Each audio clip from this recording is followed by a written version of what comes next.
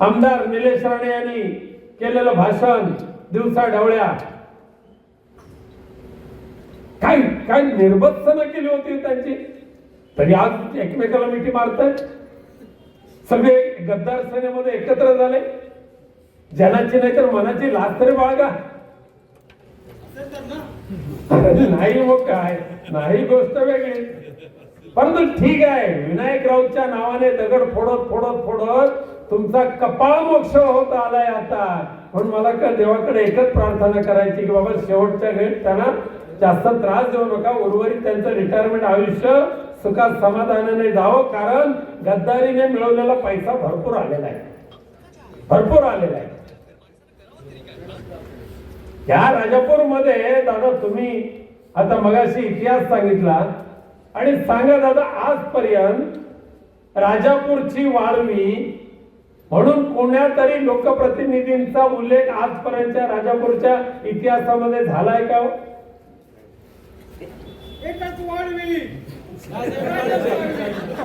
राजापूरची वाळवी राजन साळवी ही पदवी ज्याला मिळाली त्याचं नाव राजन साळवी.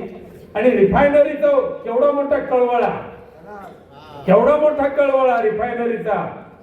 अरे अख्खा राजापूर सहित संपूर्ण कोकण म्हणतोय की रिफायनरी सारखा प्रदूषणकारी प्रकल्प आपल्याला नको आहे. पण हे महाशय हवाय हवाय की त्या ज्या परप्रांतीय भूमाप्यांनी जी जमिनी घेतल्या होत्या त्या जमिनींच्या दलाली घेण्यामध्ये तुमचा जास्त रस होता. हे सांगा तुम्ही धूत पापेश्वरच्या पायावर हात ठेवून. रिफायनरी करता ज्या परप्रांतीय भूमाप्यांनी जमिनी घेतल्या त्यांच्याकडून 3.25 करोड रुपये दलाली घेणारा हा गद्दार आमदार 3.25 कोटी रुपये दलाली मंजूर करून देतो.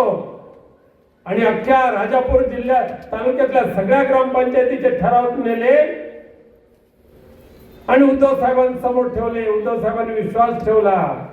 पण ज्या वेळेला उद्धव साहेबांना खरं कळलं त्यावेळेला स्वतः उद्धवजी त्या गिरमादेवी कोंडवर आले आणि त्या महिलांना सांगितलं की यांना तुम्ही शिवाय घालू नका, चूक असेल तर ती माझी चूक आहे आणि म्हणून ती चूक सुधारण्यासाठी मी तुमच्याकडे आलो.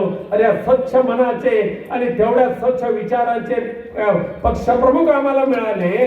त्यांच्याशी बेईमानी करून तुम्ही ज्या गद्दार गटामध्ये गेलात त्या गद्दार गटाने एक एक पापाचं घडा तुम्हाला वाचायला सुरुवात केला.